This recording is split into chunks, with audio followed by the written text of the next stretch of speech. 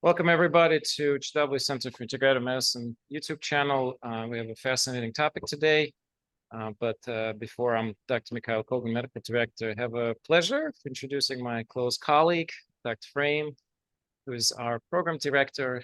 So Dr. Frame earned a Bachelor of Science in Biochemistry with distinctions in the major from Mary Baldwin College, now Mary Baldwin University in Staunton, Virginia.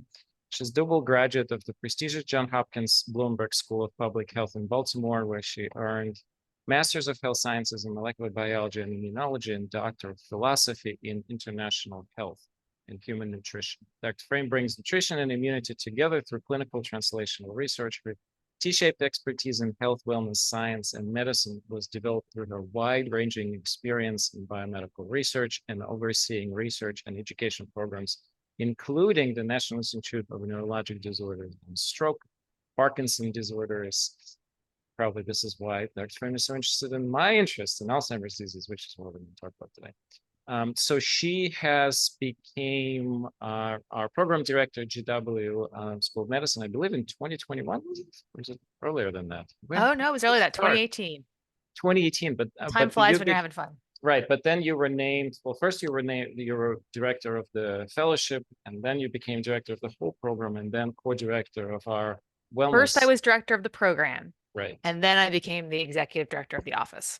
Aha, right. There you go. That's right. And time flies, my goodness. It does. Time flies when you have fun. Well, so Dr. Frame, welcome. And it's wonderful to have you here.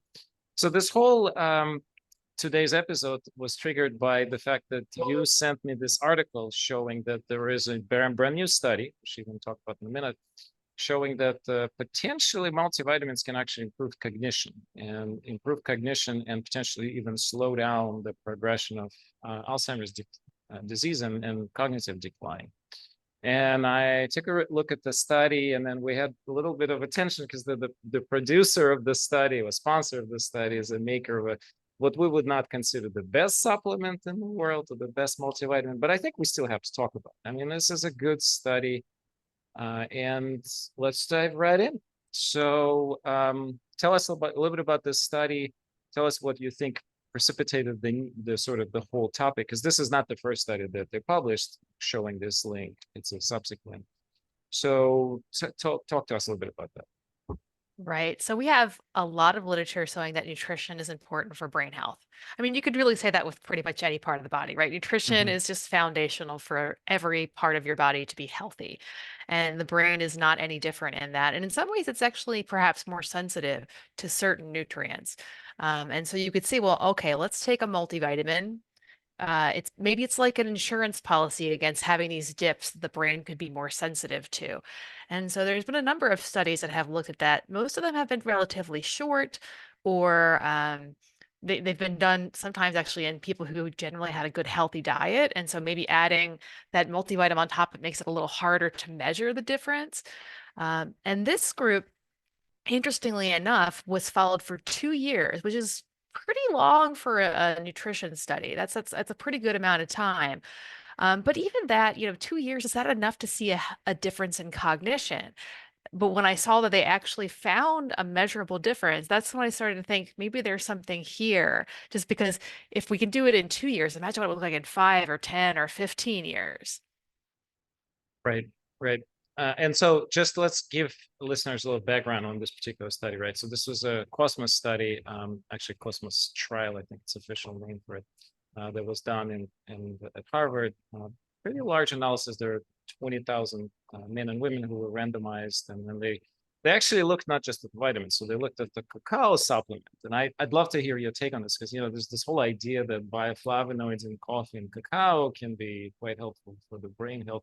They didn't actually see that, but the vitamins were there too, multivitamins. Right. They had a factorial design where some people got just the cacao, some people got just the multivitamin, some people got both, and some people got neither.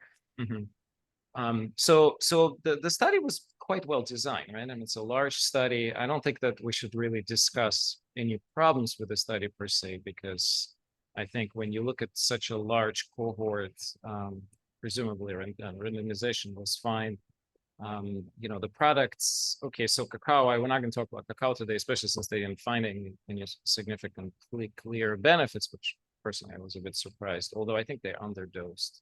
I think I they think should have that's studied definitely part of more. the issue is, are they Yeah. getting enough of the phytonutrients overall, Hmm. considering many of them probably aren't getting them through their diet. Hmm. But for the multivitamins, so they looked at the Centrum Silver in essence. They took a multivitamin that I never prescribed to my patients, and then they found this signal. So what do you think? It's a very general multivitamin. There's a little bit of everything in there. Mhm. Any thoughts on other particular nutrients that led to this? Do you think, like, what do you think happened here? That's a great question. It's when you're looking at a multivitamin, it's really hard to say what element of that multivitamin had the effect.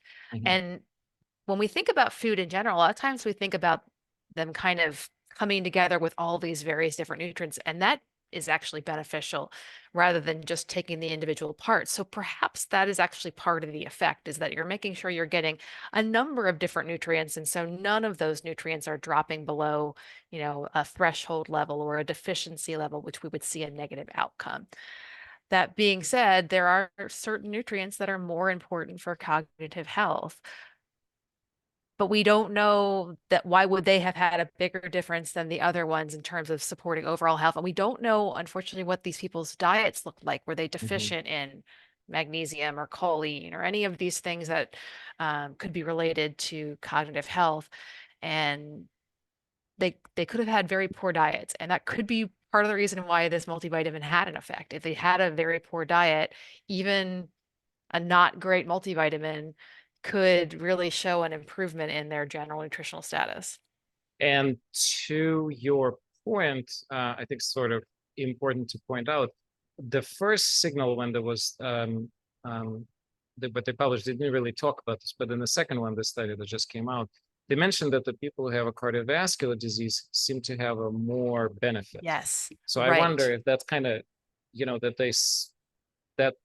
that small cohort within the larger cohort who actually had a real benefit had some particular deficiencies which the multivitamin addressed. Of course, I don't know if they can even go back and analyze any of this. Probably not going to happen.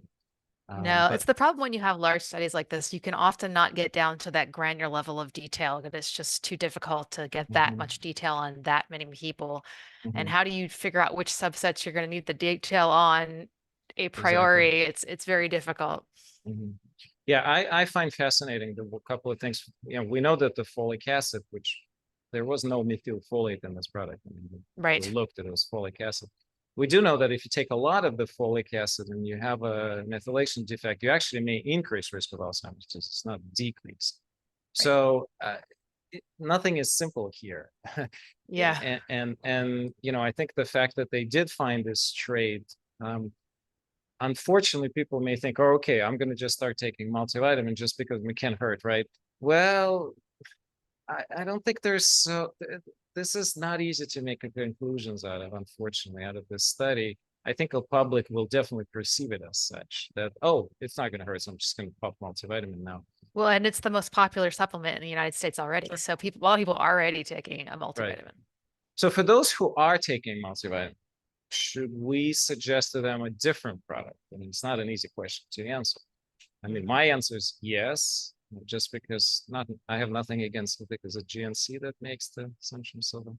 I don't know I'm who's not even making sure. silver. Yeah, me neither. So I don't recommend it, not because I have something against them, but just because I think that the amount of nutrients is there is not very good. And also, I never recommend non-active forms of nutrients. If I can, I would always give methylated forms of B12 and folate.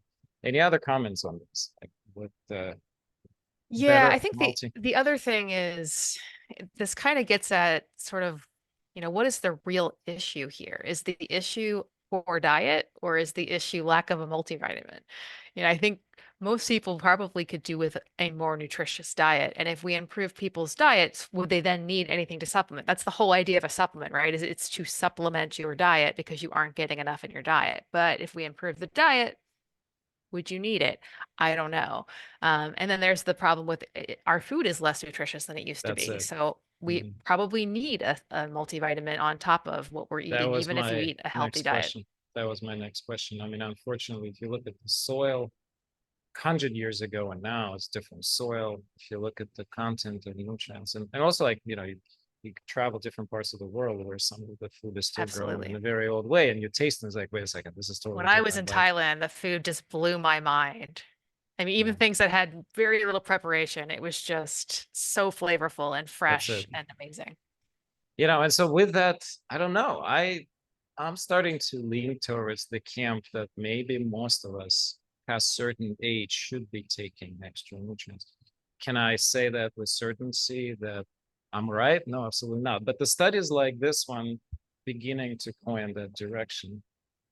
It's not the first study. I would be really fascinated to see what happens with the TAC2 trial, the circulation trial. They used much better quality multivitamins, which were much more potent. They had methylated B12 and folate in there. And so, oops. Oh, okay. So I thought that this screen disappeared for a second. So I think it would be really interesting to see what happens with TAC2 because it's a better quality vitamins. It's much longer study. They took patients with diabetes and heart disease, and we'll see if that's actually also going to show a benefit. But there are other studies showing that multivitamins have benefits of all sorts. So I think Hmm. towards the benefit of multivitamins versus not supplementing, I think there may be something long term that a lot of us should be taking. I definitely agree with you 100%. I think it's one of the most recommended and also one of the most common supplements that people already take. So, Yeah, and I have to say, in the nutrition community, there used to be kind of a, I don't know, a poo-poo on multivitamins, like, oh, you don't need that. mhm. Um, that is changing, which to me is quite informative, right? If Hmm. the nutrition community is starting to think, you know what, why not? It's not going to hurt. Let's take one. That that means there's really a change in the science, but also the just the culture around food and understanding that yes, food first is the way it should be done, but we also have to be realistic and see what's feasible for people. And for a lot of people, a multivitamin can really help close the gap. I do want to make another comment. There are definitely better multivitamins because not only, and again, I'm not going to badmouth Central So, but if you look at the list of ingredients, not only do you want to look for active ingredients, but you also want to make sure there's not a lot of fillers and colorings and just like additives that really they don't belong in our food chain. They're just like Right. And they they're may be just causing other sort of exactly inflammation or, yeah. or different harms. So do pay attention to the labels of multivitamins. Not every multivitamin is the same. In fact, they're all quite different. And they all have also some different particular needs. So for example, for the bones, you would want to have a lot more minerals. You'd want to have calcium and magnesium. And it would make a lot more sense to just take one product instead of taking two, three, four. I think the Yes. pill burden is a very real deal, not just medications, but also supplements. We faced with this with a lot of our conditions. So Yeah, yeah, I definitely agree with that. In terms of trying getting as much as you can into one group of pills, with the caveat that if you take your pills in the morning and the evening, you're going to absorb more. So mhm. a lot of people are really into the one a day multivitamins, and that's convenient, but you're going to actually have better absorption if you're doing the two a day. So maybe you get the two a day that has all of your minerals and everything, and now you're only taking two pills instead of your one a day multi and your Mhm. bone health. Well, and also some nutrients simply, you don't want to take them all at once because there's potential like the calcium, right? And there's the idea that it's much better to spread out the calcium. If you take the 1,000 at once, there's maybe a higher risk for that calcium getting deposited in your blood vessels, which has been studied and Yes. it's not a proven causality, but there's some potential. So why not to spread out? And of course, Yeah, and it just sort of makes logical sense, right? When you're makes eating logical food, you aren't sense. getting these huge doses at any one time, so your body's not really designed to handle that. Right, right. It designed continuously getting certain nutrients. So this reminds me quite a lot with the whole vitamin D, which I know your favorite topic. So we'll talk about that for a second. There was an idea in the beginning, why not to, first they looked at 5,000, then they looked at 10,000 studies. And then they said, why want to give 50,000 and 100,000 and 200,000. If Yep, we that can give happened. 200,000 once every 6 months, why not to do it? And then of course they found all this harm, and they're like, oh my Yes. God, like vitamin D is toxic. Well, duh, if you When given in do it that like way, that, yes. totally unphysiologic. But it's fascinating Right. how a lot of this nutritional concepts that we like, for those of us who think of in terms of vitamins as part of the food chain, at certain points just self-explanatory and intuitive, as you said. Mhm. But scientific community often doesn't look at it that way.